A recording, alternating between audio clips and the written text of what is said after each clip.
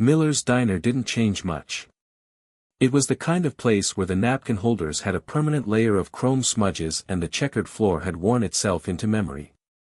Wedged between a shuttered hardware store and a pawn shop that hadn't made a sale in weeks, the diner stood like a stubborn piece of time untouched by the digital age. Pale sunlight filtered through dusty windows, casting a gold haze over cracked vinyl booths and formica tables, each marked by decades of elbows, coffee cups, and quiet confessions. The air inside carried a smell of fried potatoes, burnt toast, and stories too old to be told anymore. In the farthest corner, by the window that creaked slightly with every gust of wind, sat a man whose presence went largely unnoticed by the world outside but who held the silent respect of those within. His name was Harold Knox. At 92, Harold came in every day at precisely 11:57, always dressed in pressed slacks, polished shoes, and a button-up shirt that smelled faintly of cedar. His face was a roadmap of time, creased by sun and war and years of quiet labor, with eyes that had seen too much to ever widen in surprise again. There was a calmness to him, a stillness that only men who had marched through fire and come out alive carried with them. No one dared sit in Harold's booth. It was understood, an unwritten code of the diner. He always ordered the same, turkey sandwich on rye, no mayo, and a small black coffee that would arrive at exactly 12:15, not a minute early or late. The waitresses had learned this rhythm over the years. Linda, the senior waitress with 30 years of Miller's grease in her bones, would pour his coffee the moment the clock struck noon. Harold never had to ask. He didn't talk much, except maybe a polite thank you or a soft, much obliged. But he smiled when someone held the door for an elderly lady. He tipped generously. He paid in cash, exact change. That Tuesday began like any other. Cold wind slipped through the cracks in the door as Harold settled into his booth. The jukebox hummed with a forgotten country tune as he took the first bite of his sandwich, slow, deliberate, as if savoring not just the food but a memory buried deep. Maybe it was 1945 again, maybe he was on leave for a single day, tasting something normal before returning to the chaos of Iwo Jima. No one asked. No one needed to. In a world obsessed with noise, Harold's silence was sacred. The diner was a sanctuary for regulars like him. There were old women sipping tea with trembling hands, whispering about grandkids who hadn't called in months. There were retirees swapping stories about clogged gutters and aching knees, men who once swung hammers or drove trucks and now counted the hours between meals. Everyone knew everyone, and when a new face came through the door, the entire room shifted slightly, curious, cautious. At 12:04, Harold dabbed his lips with a napkin. He looked out the window. Cars passed. A school bus rolled by, kids pressed against the glass, shouting something that faded into the wind. He blinked slowly, his gaze lingering as if hoping to spot something he hadn't seen in years.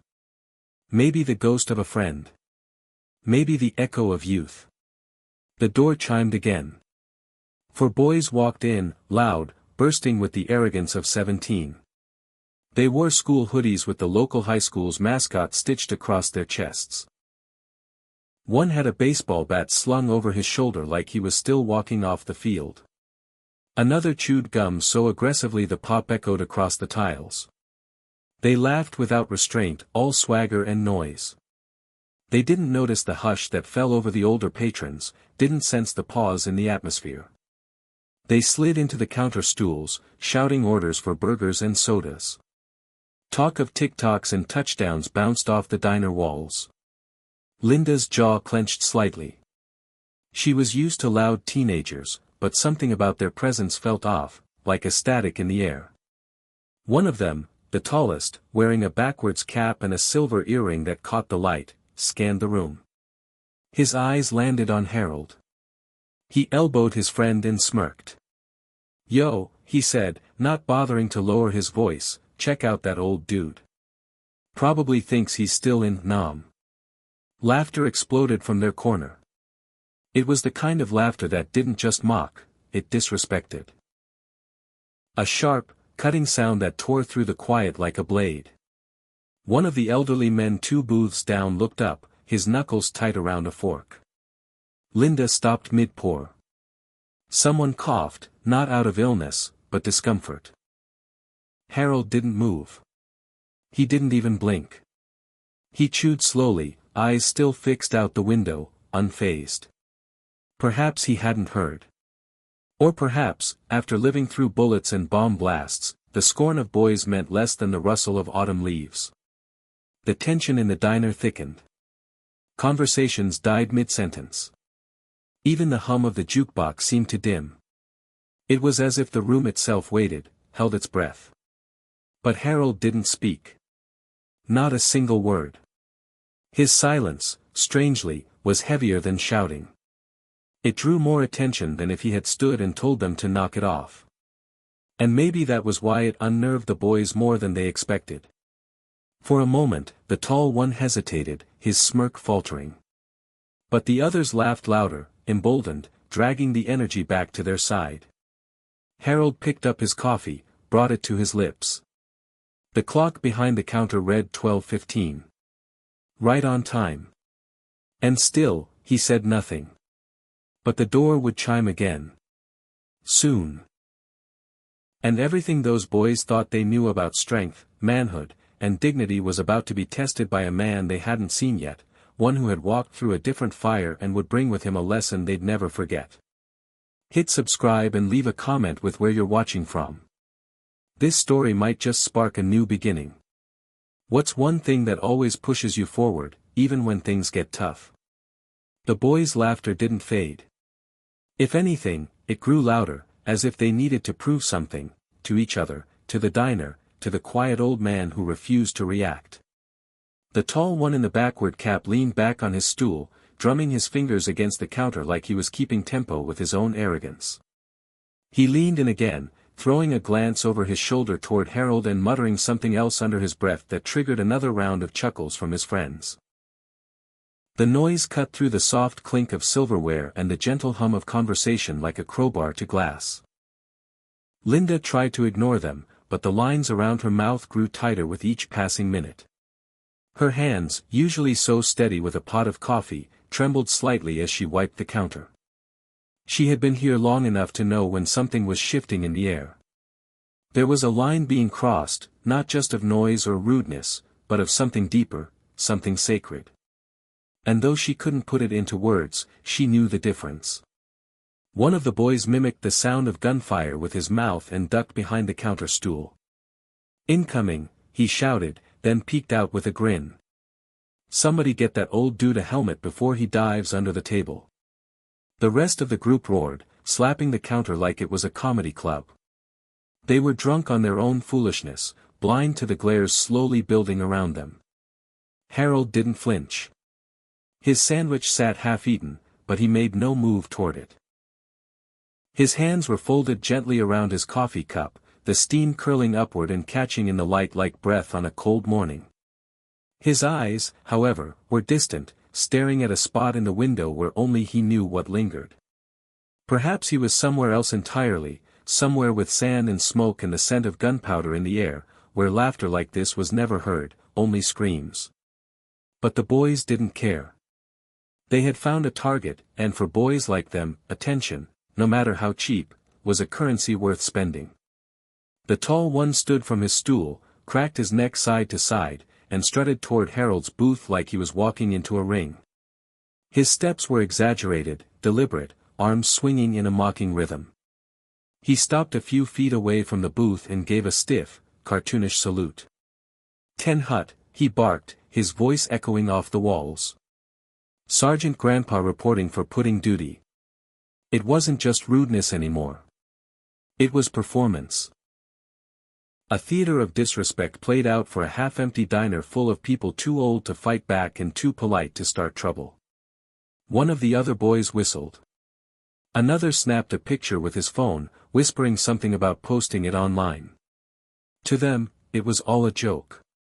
To them, Harold was just a prop in a skit they'd forget by next week. Linda started walking toward them, coffee pot still in hand. Her apron was stained, her back sore, but her eyes had fire. 30 years of waiting tables didn't prepare her for everything, but they had taught her when to step in. Her lips parted, ready to speak, ready to put an end to this circus, when the diner's front door creaked again. The bell above it jingled, soft, but firm. And just like that, the noise died. The boys didn't notice at first, not until the man stepped fully inside and let the door shut behind him with a controlled click. He wasn't large, but he was solid. Built like someone who had been through life and came out the other side with his spine straighter than most. His face was weathered, jaw squared, and his eyes, sharp, steel blue, swept the room with a kind of authority that didn't need words. He wore a worn leather jacket over a plain black t-shirt, jeans, and boots that still carried dust. He said nothing. Just stood there for a moment, letting the silence deepen, letting his presence be felt. The older patrons turned slowly toward him. Linda stopped mid-step. Even the hum of the ceiling fan seemed to quiet down, as if everything around him knew to stand still. The tall boy turned toward the door, still grinning, completely unaware of what he had just stepped into. "Hey, Gramps," he called out, gesturing with his thumb at Harold's booth. "You here to collect your old war buddy for bingo or what?" No one laughed this time. The grin on the boy's face flickered, unsure now. The man didn't respond. He just looked at Harold, and for the first time all day, Harold looked up. Their eyes met. There was something in Harold's expression then, a softening, a shift, recognition without surprise. He didn't smile, didn't nod, but he set his coffee down with care and straightened his spine a little more, as if something long buried had returned to the surface. The man's boots began to move. Each step was deliberate, carrying a weight that wasn't about size but history. He walked past the counter, past Linda, past the rows of booths, until he stood in front of the boys. He didn't shout. He didn't raise his hands or make a scene.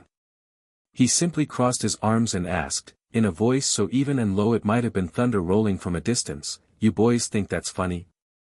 The question hung in the air like a blade. The tall boy, caught mid-chuckle, shifted uncomfortably and rubbed the back of his neck. "Just messing around," he muttered, voice suddenly smaller. The man didn't look away. His voice dropped even lower. "Do you even know who that man is?" He pointed toward Harold's booth, and the entire diner turned to look. The boys followed his hand, and for the first time, they really looked, not at an old man, but at a figure who had lived through things they'd only seen in movies. They said nothing. The man took a step forward. "That man is Harold Knox. United States Marine. Fought at Iwo Jima. Held his best friend in his arms while the beach turned red. Came home. Raised a family. Worked the mills for 30 years. Never once asked for thanks. Never needed applause." The words weren't loud, but they hit harder than any yell could have. The tall boy's mouth opened to say something, but nothing came out. And in that silence, something shifted. Harold didn't blink. He sat as he always did, spine straight, hands calm, his breath slow and measured like someone counting seconds instead of heartbeats. Though every eye in the diner had turned toward him, he remained motionless. The steam from his coffee curled upward and dissolved into the dim air, unnoticed by him. His gaze had returned to the same place it always drifted, somewhere just beyond the window, where memory lived and time folded in on itself. He had heard every word. Of course he had. A Marine doesn't lose his hearing, he just learns which sounds matter. And this sound, this confrontation of youth and arrogance, was not new. Disrespect had many faces. But none of them were as loud as bullets or as permanent as a folded flag in a widow's hands. The diner held its breath, unsure what might come next. Some expected Harold to speak, to rise with indignation, to give the boy a lesson in humility from his own weathered lips. But Harold wasn't built like that. The war had taught him that silence could be louder than any voice, that restraint could speak more than fury. He had watched men bleed out with grace. He had carried brothers who never returned. What power did a teenager's foolish laugh really hold next to that? Linda stood frozen behind the counter. Her heart pounded, coffee pot still gripped tightly in her hand. She had seen Harold nearly every day for 2 decades, and she had never once heard him raise his voice. Never needed to. Respect wrapped around him like armor, forged from actions long before any of them were born. The man in the leather jacket, still standing between the boys and the booth, exuded the same kind of quiet strength. But where Harold was calm like a still lake, this man was a river held back by willpower alone. The tall boy, Chad, they later learned his name was, looked down at the floor, then up at the man in front of him, searching for an exit. His usual smirk had faded. Something in him began to understand, though he would never admit it aloud. He had made a mistake, not just in judgment, but in character. The kind of mistake that digs deep and leaves a scar. Harold shifted slightly, lifting his coffee with deliberate care. He took a sip, eyes still on the window, as if to remind the room that he was fine. That he didn't need defending. But the man in the jacket remained, unmoving, his eyes now scanning the group of boys with something colder than anger. It was expectation. A demand without shouting. The kind of look that came from years in command, from decisions made in heat and sand, from giving orders that changed lives. Linda finally stepped forward, her voice trembling more from emotion than age. "He's here every day," she said quietly, speaking to no one in particular. "Tips everyone. Never says a bad word. Some of us come here just to see him still breathing." She stopped herself, lips pressing tight, eyes darting to Harold, then back to the man who had entered. "You his son?" The man nodded, never taking his eyes off the boys. "I am," he said. Then, turning back to the group, his voice dropped again, softer now but with the weight of a falling stone. "And you didn't just insult a Marine. You insulted my father." It wasn't said with menace. It didn't need to be. Those words settled into the room like ash. The other patrons, old men with shaky hands, women with memories longer than their days left, began to nod, ever so slightly, as if something unspoken had been acknowledged. A truth they all carried was finally named out loud. Chad swallowed hard. His fingers fidgeted with the edge of his hoodie. He glanced sideways at his friends, but they offered no backup, their shoulders drawn in, eyes avoiding the man's.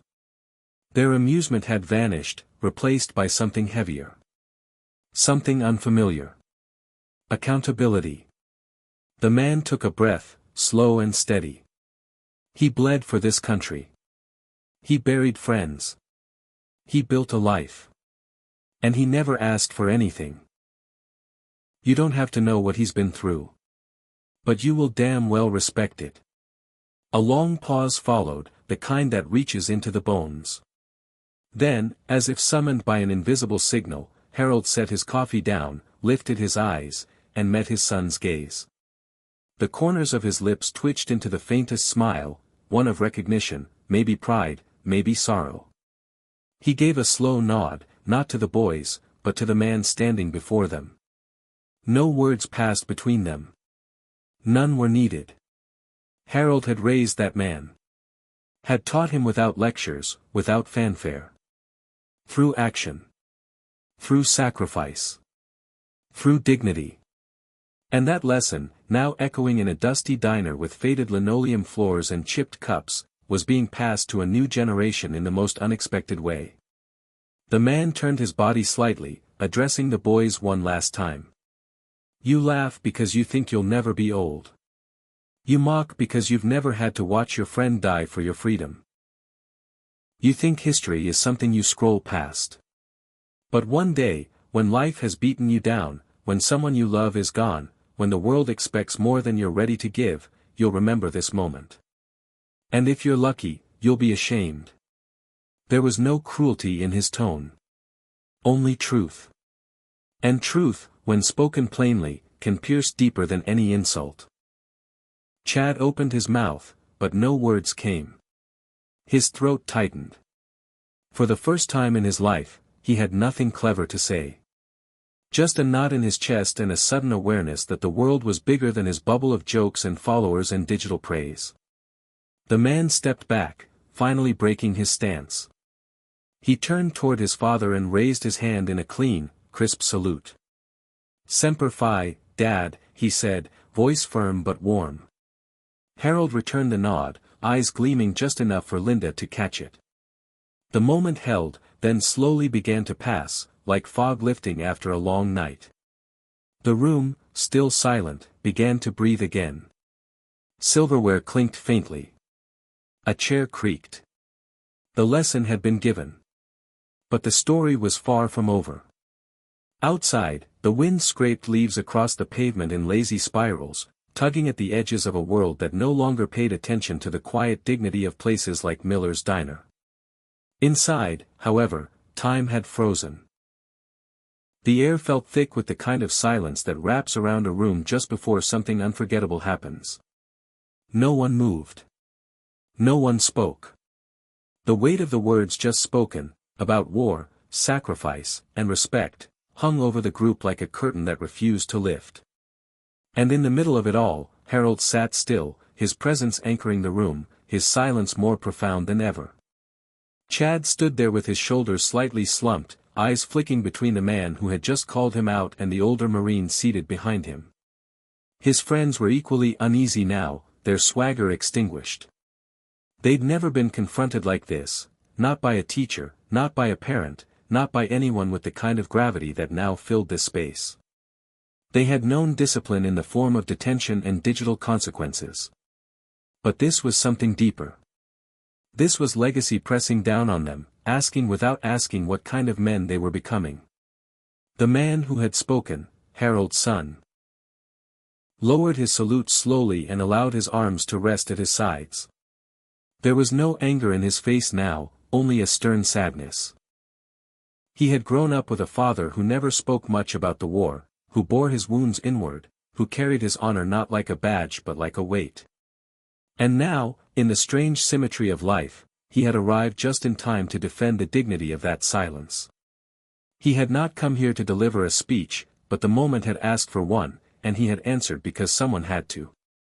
Then came the sound again, the one that had started it all. The soft jingle of the diner's front door. This time it didn't announce teenagers or tourists. It ushered in something slower, heavier. A man stepped in, older than Harold's son but younger than Harold himself. His frame was tall, though slightly bent at the shoulders with age. His hair was gray and thinning, his eyes a pale blue that had once been sharp as ice but now held the dim of fading memory. He wore a brown trench coat over a navy sweater, and in his left hand he carried a walking cane made of carved maple. He paused at the door, letting it close behind him as he surveyed the room with the wary caution of someone who had lived long enough to expect the unexpected. The moment he entered, Harold's eyes lifted. The change in his expression was almost imperceptible, a slight widening of the gaze, a pause in his breath. It was recognition, layered with history and something more fragile, longing. The older man took a few slow steps forward, his cane tapping softly against the tiles. No one else in the diner spoke, though Linda's eyebrows lifted slightly, and a few of the regulars turned to glance at Harold, unsure of what new piece had just entered this unfolding drama. The man's eyes found Harold's, and in that instant, something ancient passed between them. Not words. Not gestures. But memory. Shared and buried. Moments stitched together in mud and fire, in letters sent home and names scratched into helmets.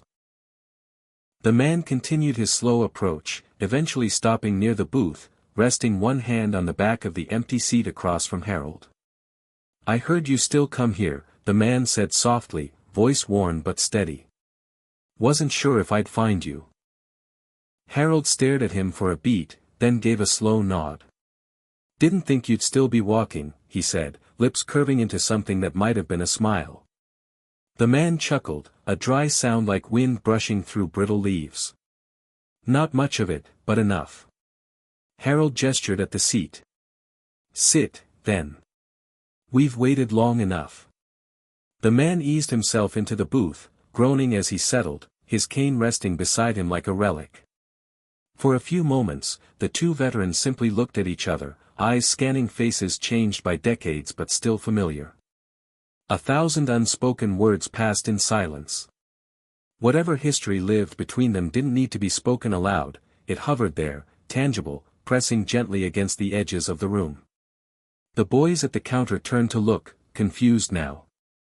Chad leaned slightly toward his friend and whispered, "Who's that?" But none of them had an answer. All they saw was two old men in a diner booth, one just slightly older than the other.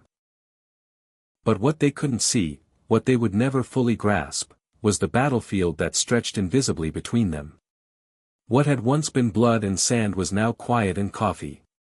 What had once been gunfire and radio silence was now creaky bones and a handshake that meant everything. Harold's son stood near the booth, watching the scene unfold with a quiet reverence. His father had never spoken much about the men he'd served with. But in this man, this late arrival, he saw something profound. He saw a chapter being closed. Or perhaps reopened, just for today. He stepped back respectfully, allowing them space, returning to where Linda stood behind the counter. She looked at him, her eyes still a little wet, and offered a nod that said more than words could. "You always come at the right time, don't you?" she said gently. He didn't answer right away. He looked at his father, seated across from a comrade lost to years but never forgotten. He watched as Harold reached out, slid a second coffee across the table without asking, and the other man took it with the familiarity of an old ritual. "I come when I'm needed," he finally replied. "And right now, I think the boy does too." Linda glanced over at Chad, who sat stiffly, staring at the two veterans with something between confusion and awe. His phone was in his pocket now. His bravado, too. "I think he's starting to get it," she said quietly. "He's not the only one who needs to," the man replied. The door had opened. But it wasn't just the diner that had let something in. It was time. And memory. And the understanding that dignity doesn't always come in uniforms or medals. Sometimes it comes in a quiet booth, over black coffee, between men who've already said everything they needed to say. Chad shifted in his seat. The diner felt smaller now, like the walls had drawn in, the air heavier than before. He looked at his friends, but none of them met his eyes. Whatever unspoken code had held them together just minutes ago, shared jokes, shared mockery, had crumbled under the weight of something they didn't understand but could no longer deny. Across the room, the two old men sat quietly, their presence radiating a calmness that was both unsettling and magnetic. They didn't speak often, but when they did, the words felt carved from stone. They didn't need to explain who they were. Somehow, their silence said it all. The man in the leather jacket, still standing near the group of teenagers, watched them with the same steady gaze. He didn't glare, didn't scold. There was something more measured in his expression, a kind of judgment that wasn't angry but deeply disappointed. Chad could feel it. It pressed into his chest like a weight he didn't know how to lift. And he hated that he didn't know what to say. He always had something to say. A clever remark, a comeback, a snide grin. But now his throat felt tight, his usual confidence reduced to shifting eyes and a nervous fidget of his hoodie strings. The man finally broke the silence. "You think you were being funny," he said, not a question, just a statement. His voice was quiet but full of gravity, the kind that made you listen even if you didn't want to. "You weren't. You were being small." Chad opened his mouth, some knee-jerk defense already forming, but the man raised a hand slightly, not to silence him, but to remind him that this was not a debate. "There's a difference between being funny and being cruel," he said. "You crossed it without even knowing where it was." The other boys sank deeper into their stools, unsure whether to speak or disappear. The diner was still watching. Not with anger, but with expectation. This wasn't a lecture. It was a reckoning. "Do you know what that man over there saw?" the man continued, his voice now barely above a whisper but somehow cutting even deeper. He saw fire on the beaches of Iwo Jima. He saw friends ripped apart beside him, boys not much older than you screaming for their mothers as they died. He held one of them while the sand turned red. And when he came home, there was no parade, no medals on a shelf. He got a job. He worked hard.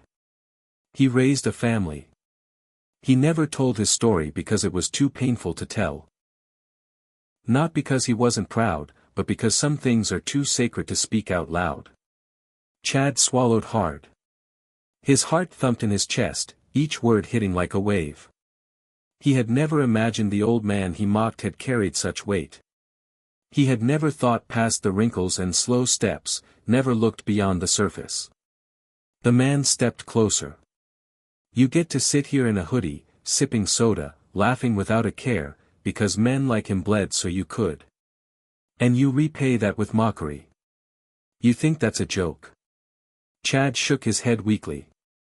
I didn't know, he mumbled, voice barely audible. No, the man said, his tone still calm but unyielding. You didn't care to know. There's a difference. That stung. More than he expected. He wanted to be angry, to push back, to say something sharp. But nothing came. Only silence. And in that silence, he began to hear something he'd never heard before, his own conscience. The man's eyes didn't waver. You don't owe him your silence. You owe him your respect. And if you don't know how to show that, then it's time you learned. Linda watched from behind the counter, her hand resting gently on the edge. She didn't interrupt. She didn't need to. The diner had become a classroom, the lesson unfolding not with raised voices or punishments, but with quiet, relentless truth. The man turned slightly, gesturing toward Harold. That man never asked for thanks. He never wanted glory. But he earned more than your laughter. He earned your apology. Chad stood slowly. His legs felt heavy, like they didn't quite want to move. His friends remained seated, silent. For a moment, he considered sitting back down, pretending it wasn't his problem. But something in the man's eyes made that impossible. It wasn't anger, it was the expectation of a better version of him. A version Chad wasn't sure existed, but maybe, just maybe, he could still become. He walked toward Harold's booth, each step louder in his ears than he expected. He stopped just a foot away from the table. Harold didn't look up at first, still focused on his coffee. Chad stood there, awkward, unsure what to say. His voice was small when it finally emerged. I'm sorry, sir, he said. That was stupid. I didn't mean it. I didn't know. Harold looked up slowly. His eyes met Chad's with a steadiness that wasn't cold, but weighed.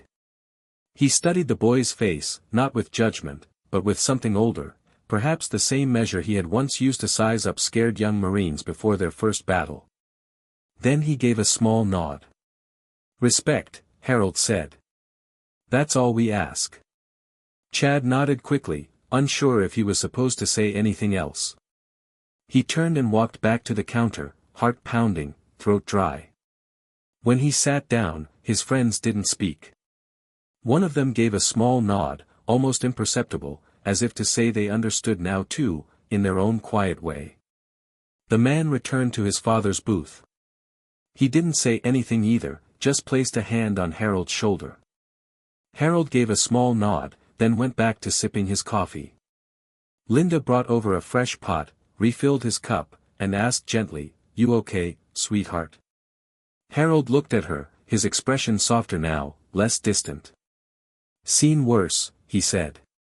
But that gave me hope. And in that diner, on that cold afternoon, with coffee refilled and silence restored, a boy had taken his first step toward becoming a man. Not because he was forced. But because someone had shown him what dignity looked like and waited for him to choose it on his own. Hit subscribe and leave a comment with where you're watching from. This story might just spark a new beginning. What's one thing that always pushes you forward, even when things get tough? The hush that lingered in the diner after Chad's apology wasn't awkward, it was reverent. It was the kind of silence that followed something important, like the stillness after the last note of a hymn. For a few moments, no one said a word. Even the usual clatter of plates and soft thud of footsteps seemed to have paused out of respect. Chad sat quietly beside his friends, his head lowered, his hands folded tightly in his lap as if they needed something to hold. He didn't look up, not even when his friends leaned toward him with hesitant glances, unsure whether to offer support or stay silent. Somehow, they all knew this wasn't the kind of moment you interrupted. Across the room, Harold took a slow sip of his coffee. His hands, though old and weathered, didn't shake. They were steady, trained by decades of repetition, first on rifles and radios, later on lunch pails and coffee mugs. The man who had spoken for him, his son, stood beside the booth, silent now. He didn't speak because there was no need. The moment had spoken louder than either of them could. But then something shifted. Harold leaned back slightly in his seat and looked toward the boy. His voice, when he spoke, was rough with age but still strong. You ever held your best friend while he bled out, wondering if you'd live long enough to tell his mama he was brave? The words were quiet, but they carried like cannon fire. Chad looked up, startled by the question. The other boys turned too, their faces pale, unsure what they were hearing. Harold didn't wait for an answer. He didn't expect one. I was 19, he said, staring past the boy, past the walls of the diner, into some other place none of them could see. We'd landed at Iwo. First wave. Sand was already soaked before we got there. Jimmy took a hit, shrapnel, chest, right in front of me. I dragged him to cover, but it was too late. He knew. I knew. He grabbed my sleeve, looked me in the eyes, and said, "Tell my mom I wasn't scared." That's the last thing he said. His voice didn't tremble, but his eyes had gone somewhere far away. Not even the son standing beside him dared interrupt. Linda, standing behind the counter with the coffee pot in hand, didn't move either. She had heard snippets over the years, whispers of battles and broken bones, but never like this. Never from Harold's own lips. I wrote that letter, Harold continued. Didn't know what to say. What do you say to a mother who will never see her boy again? I told her he was brave. That he smiled. That he didn't feel pain, even if that wasn't true. I lied to give her peace. And she wrote back. She thanked me. Called me a hero. He shook his head slowly. I wasn't the hero. Jimmy was. I just lived long enough to tell the story. The boys at the counter were frozen. Their laughter from earlier seemed years ago now. They looked like children who had stumbled into a place too heavy for their understanding. They didn't know what to say. But maybe that was the point. Some stories weren't meant to be replied to, they were meant to be carried. Harold's son sat down beside his father, his voice soft. You never told me that story. Harold gave a faint shrug. Some things aren't for sons. Some things are just, for silence. He looked back toward Chad. But maybe some things are for learning, too. Chad nodded slowly, as if the movement itself took effort. There was no defiance in him now. No smirk. He looked older somehow, though the minutes hadn't changed. Something had been carved away, something shallow, leaving behind a shape closer to a man than a boy. I didn't know, Chad said again, and this time his voice had weight. I really didn't. Harold studied him for a moment, then nodded once. Now you do. What matters is what you do with it. The lesson wasn't loud. It didn't come with punishment or shaming. It came with memory. And memory, when handed to someone like a torch, could either be carried or dropped. Harold had passed that torch without demanding it be lifted. He simply held it out and waited. The older man who had entered earlier, Harold's wartime friend, spoke up now for the first time in a while. "We never thought we'd get old. Never thought we'd survive. But we did. And now we watch as the world forgets what it cost to keep it free." Linda moved quietly from the counter and refilled the man's coffee. "Not everyone forgets," she said gently. He nodded. "Maybe not. But some forget too fast." Chad turned to look at his friends. One by one, they gave small nods, barely perceptible, but honest. One of them even removed his cap, folding it in his hands and placing it on the counter without a word. It wasn't much. But it was something. Harold's son looked at the boys and saw the shift. It wasn't complete. Change never was. But it was beginning, and that was more than most ever got to see. He reached into his jacket and pulled out a small medal, a bronze star, its edges dulled by time. "He never wears it," he said, holding it out for them to see. "Never shows it off. Found it in a drawer once, tucked behind a photo of his squad. I asked him why he kept it hidden. You know what he said?" They didn't answer. "He said, because it was never about me." The medal gleamed faintly in the diner light. Not like a trophy, but like a reminder. A symbol that the greatest honors are the ones you never ask for, the ones earned in moments no one ever sees. Harold looked down at his plate. "I never wanted applause. Just peace." And for a moment, that's what they all shared. Peace. In a diner where meatloaf still came with mashed potatoes, where coffee was poured without being asked, and where a Marine story was finally heard, even if only once. The weight of memory had settled on the room like dust, and no one brushed it away. Chad had never felt smaller. Not because someone had yelled at him or humiliated him in front of others, but because someone had seen through him, past the posturing and bravado, beyond the jokes and smirks, to the truth of what he had become. And worse, what he hadn't.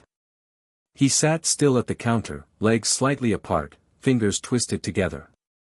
The diner had returned to its soft murmurs and clinking silverware, but the quiet around him felt charged, as though the echoes of what had been said still lingered in the air. He wanted to disappear into his hoodie, to fade into the walls, but something inside wouldn't let him. A strange voice, not his own, but maybe one trying to wake up, whispered that walking away would be easier, but not right. He looked over his shoulder at Harold again. The old Marine hadn't moved much. He sat with his hands resting on the table, coffee cooling before him. His face held no judgment, no demand. Only a quiet watchfulness, like he was waiting for the next moment to come on its own terms. Chad swallowed hard. He turned to his friends and found no direction there. They stared at their food, at the wall, at anything but him. This was his moment. No one could step into it for him. Harold's son, still standing nearby, watched without expression. He didn't speak or gesture. His presence was enough. Linda moved behind the counter with her usual ease, but her eyes were different now, softer, more deliberate in their attention. She didn't pity him. She was waiting, too. Chad stood. His legs felt wobbly, like they weren't entirely sure they trusted him to do the right thing. He took a breath, then another. Then, step by step, he made his way toward the booth in the back corner, where the sunlight caught the lines in Harold's face and made him look not just old, but carved from time itself. Chad stopped a foot away. He didn't speak at first. His eyes dropped to the floor, to the space between Harold's worn boots. When he finally raised his head, he looked directly at the man who had endured everything he couldn't even imagine. "I was out of line," Chad said, his voice quiet but steady. "I thought I was being funny. I didn't think about who you were, what you'd been through. I didn't care, and that's worse. I disrespected you, and I'm sorry." He didn't expect a handshake. He didn't expect forgiveness. In truth, he didn't know what he expected. Only that the apology needed to be real, needed to come from the core of him, not the surface. Harold looked at him for a long moment, long enough for Chad to wonder if he was even going to reply. Then Harold leaned forward just slightly, his voice dry and even. "Takes a man to say that." Chad's eyes burned a little, though he blinked it away. He nodded. "I'm trying." Harold gave a faint nod in return. "Good. Keep trying. It's the only way we get better." There was no grand speech. No emotional crescendo. Just those few words. And somehow, that was more powerful than any lecture could have been. Chad turned and walked slowly back toward his friends, who now looked at him differently, not mockingly, not confused, but with a kind of quiet respect. One of them even muttered, "That was solid, man," but Chad didn't respond. He wasn't doing it for them. Harold's son stepped forward again, this time moving to sit beside his father. He didn't speak, just placed a hand gently on Harold's arm. The old man didn't look away from the window. His coffee sat untouched, his thoughts drifting somewhere far beyond the diner walls. Yet there was peace in his stillness. Chad sat again, and the weight that had been pressing on his chest felt a little lighter. The lesson wasn't finished. He knew that. It might not be for a long time. But he had taken the first step, and sometimes that's all a man can do, choose the right step and take it, no matter how hard. Linda came by with the coffee pot, topping off Harold's cup before heading toward Chad's end of the counter. She stopped beside him, poured a little soda into his glass, and said softly, "That took guts. Not everyone has them." Chad looked up, surprised. She gave him a small nod, the kind that didn't ask for anything in return. Then she moved on, just as the waitress always did, except now he felt like he'd become part of the story, not just a customer who walked in and made noise. From the back of the diner, the old veteran who had entered earlier stood and approached Harold. He rested both hands on the back of the booth and leaned in slightly. "You've still got that spine of iron," he said, voice like dry gravel. "Haven't changed." Harold smirked. "Bones are more brittle now, but the mind remembers." The old man chuckled. "You always had more patience than me. I'd have stood up and smacked that boy." Harold glanced toward Chad, who sat listening now. He learned more this way. Sometimes silence does more than noise ever could. The other veteran nodded, then looked around the diner. Maybe this world ain't gone yet. Maybe there's still a few willing to listen. Harold raised his coffee in a slight toast. "That's what keeps us coming back." As the afternoon light began to shift, the energy in the diner softened. Plates were cleared. Conversations resumed. People started to breathe again. But something had shifted permanently. The diner had become more than just a place for food. It had become a moment, a crossroads, where dignity had been defended, where a boy had learned what kind of man he didn't want to be, and where two old warriors had reminded the world that respect is not a relic, but a living thing. Chad turned once more toward Harold before leaving. Their eyes met across the room, and this time, there was no apology in his face, just something earnest, something honest. Harold nodded once, slow and sure. And with that, the apology wasn't just accepted. It was complete. The last sip of coffee sat untouched in Harold's cup, but he didn't reach for it.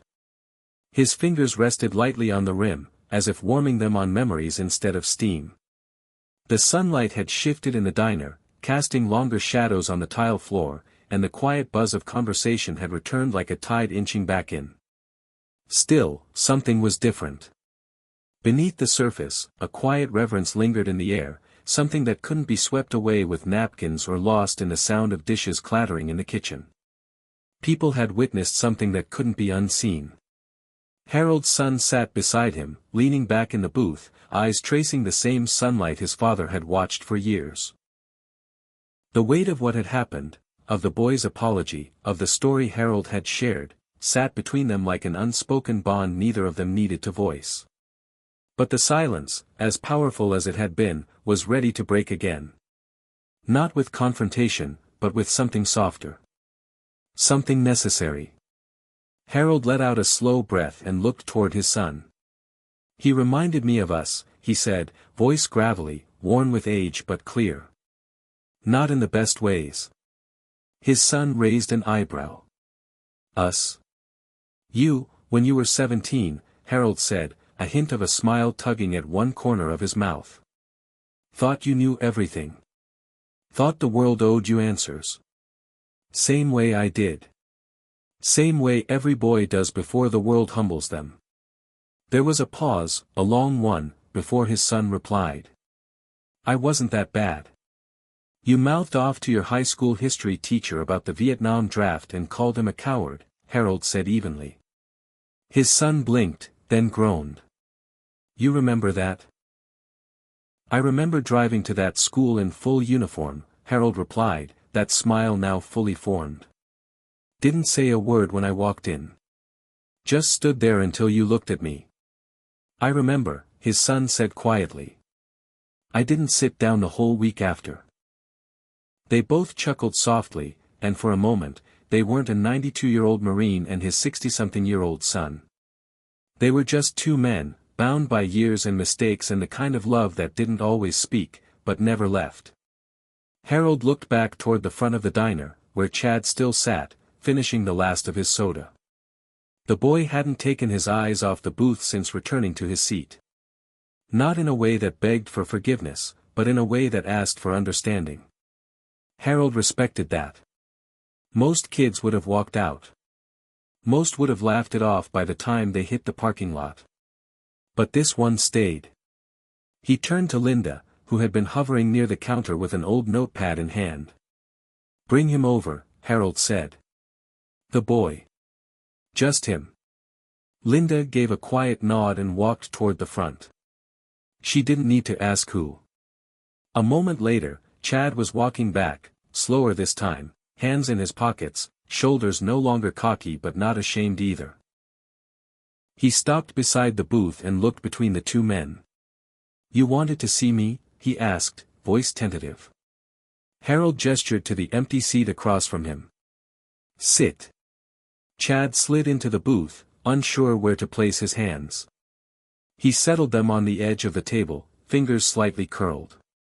Harold studied him for a long moment, then leaned forward, elbows resting on the table. You asked for forgiveness, Harold said. That matters. But now I want you to understand something. Chad nodded quickly. Yes, sir. You saw me sitting here and thought I was nobody. Just an old man taking up space.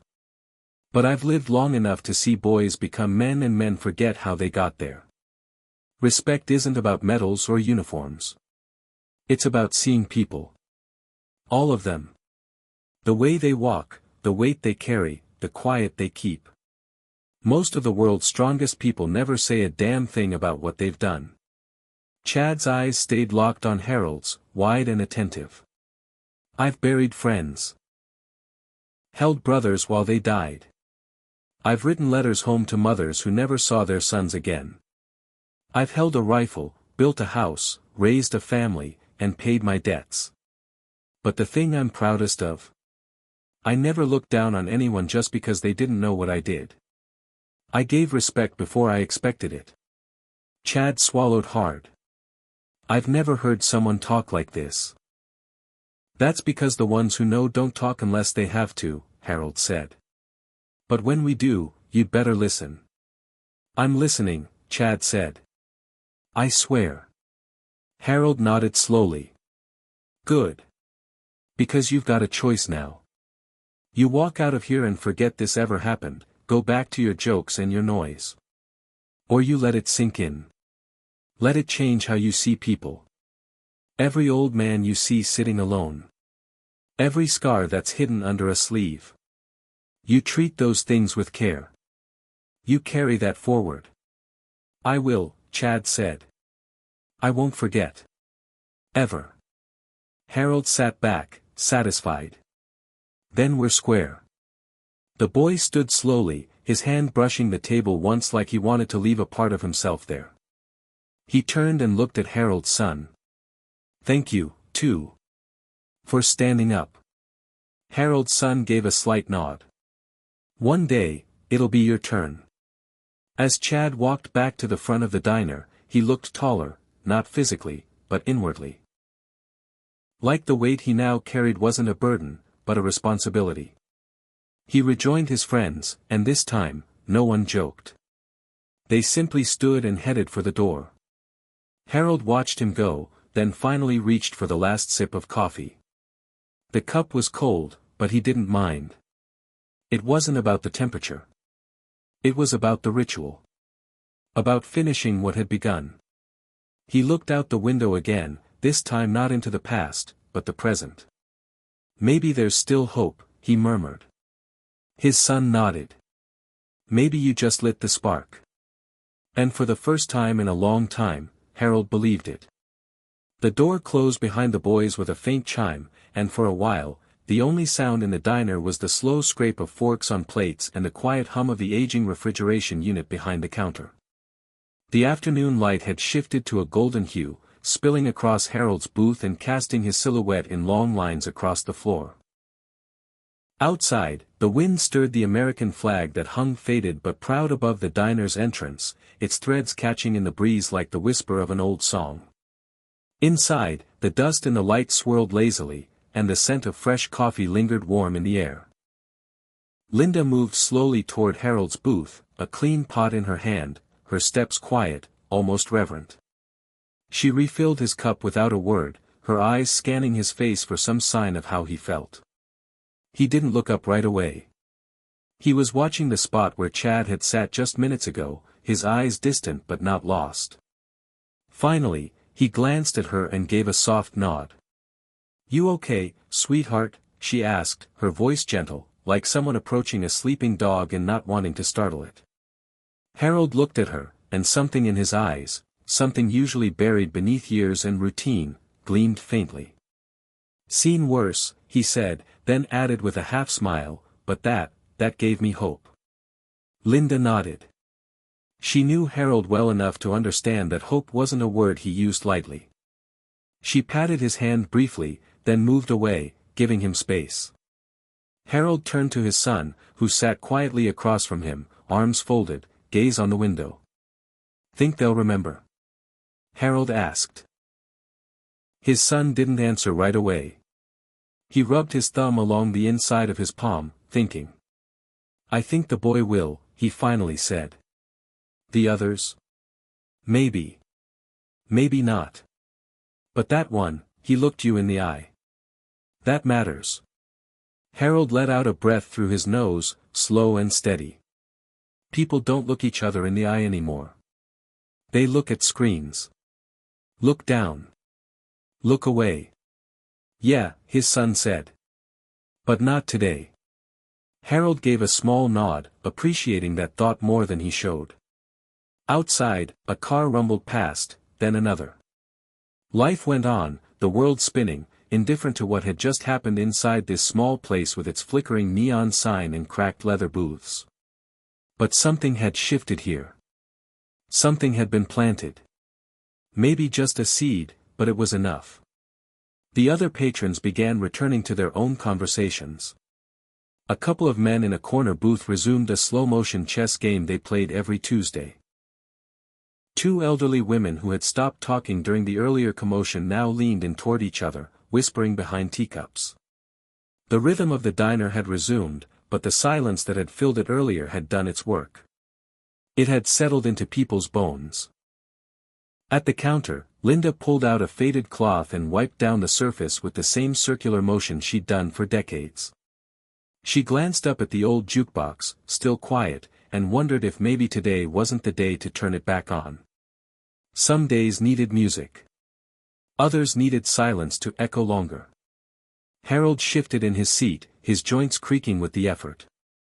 "I didn't think I'd still be here at 92, he said. "Didn't think I'd want to be." His son looked up at him, startled by the honesty. "Why'd you stay?" Harold shrugged. "Habit, I guess. And maybe because there's always the chance something like today happens. Makes it worth it." There was a pause between them. Then the son leaned in a little, elbows on the table. You ever think of writing it all down? Your story? Harold chuckled, low and dry. What for? So someone can scroll past it in a feed and forget it by lunchtime? Not for them, his son said. For me. For your grandson. So we don't forget. Harold didn't answer at first. He looked out the window, watching a bird land on the hood of a parked car, then flutter off. Maybe, he said. Maybe I'll start with Jimmy. Maybe I'll write about that day. Not all the blood. Just the part where he smiled.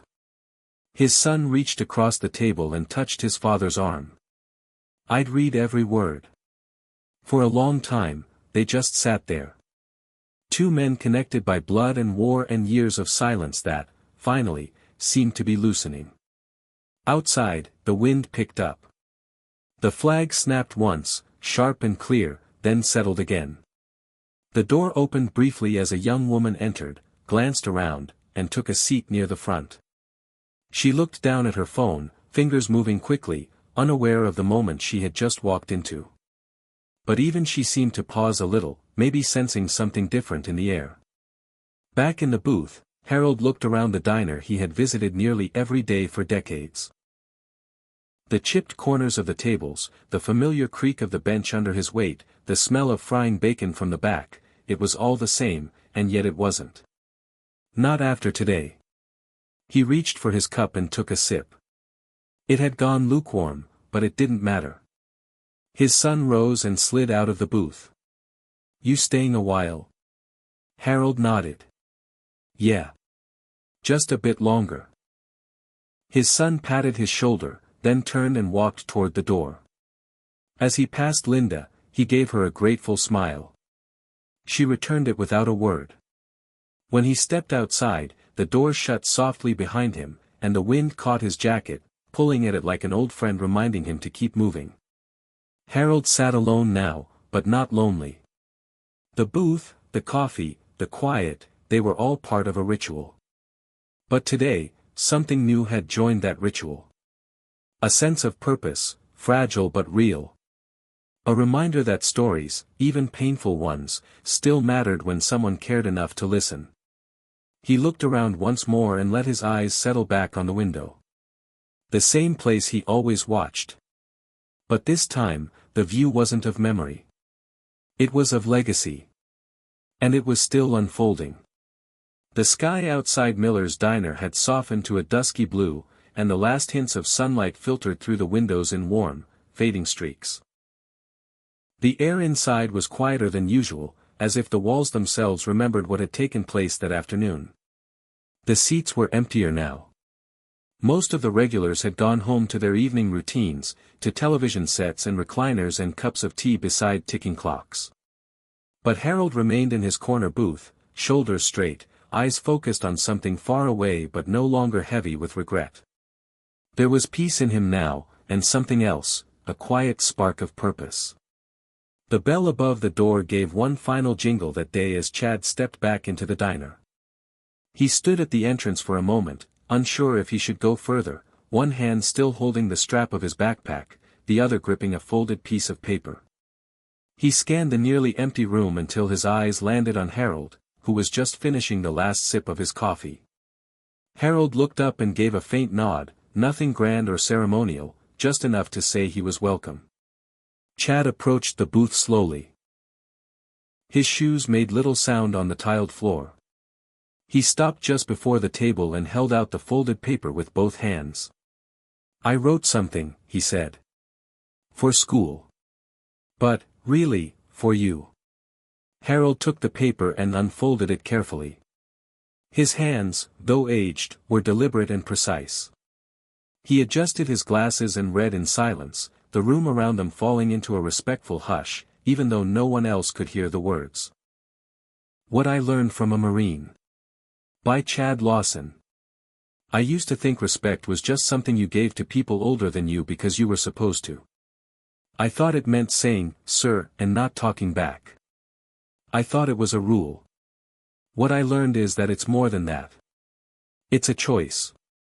It's seeing someone fully, Not just the wrinkles or the gray hair or the slowness in their step, but everything they carry that you can't see. I learned that one man can sit quietly and hold more strength than 100 shouting boys. That pain doesn't always cry out. Sometimes it just breathes quietly through black coffee and memories it never speaks aloud.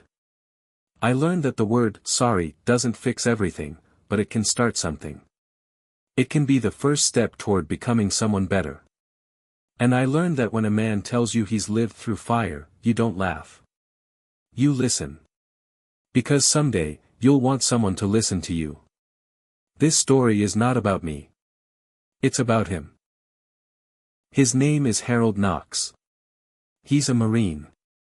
And I'm a better person because I met him. When Harold finished reading, he didn't say anything at first.